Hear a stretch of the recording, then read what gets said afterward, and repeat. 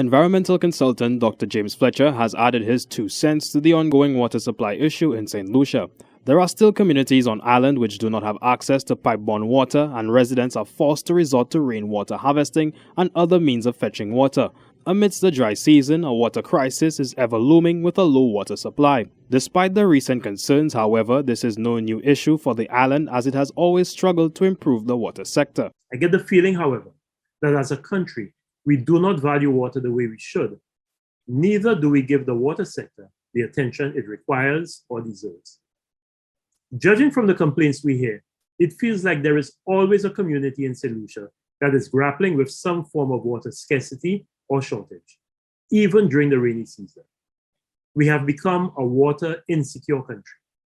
There are several reasons for this, and within those reasons can be found the framing of the response to our serious water insecurity problem.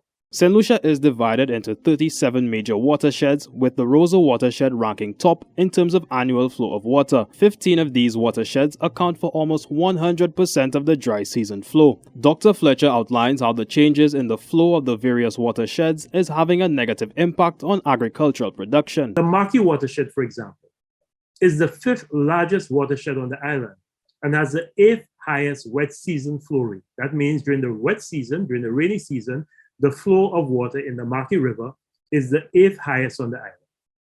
However, during the dry season, the flow rate of that same river is the 15th highest on the island. So you could see the massive reduction that takes place in the flow of water in the Marquis River between the rainy season and the dry season.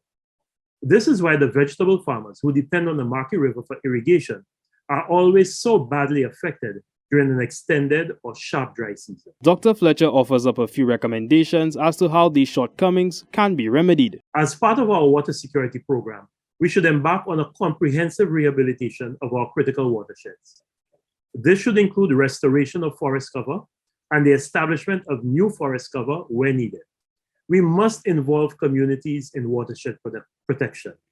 This task cannot be left solely to the officers in the Department of Forestry or Water Resources Management.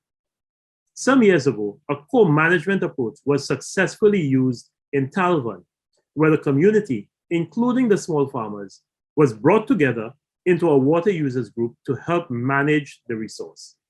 This should be replicated around the island. Dr. Fletcher delved deeper into the other obstacles which hinder the water sector on island on his 2 Cents Tuesdays podcast.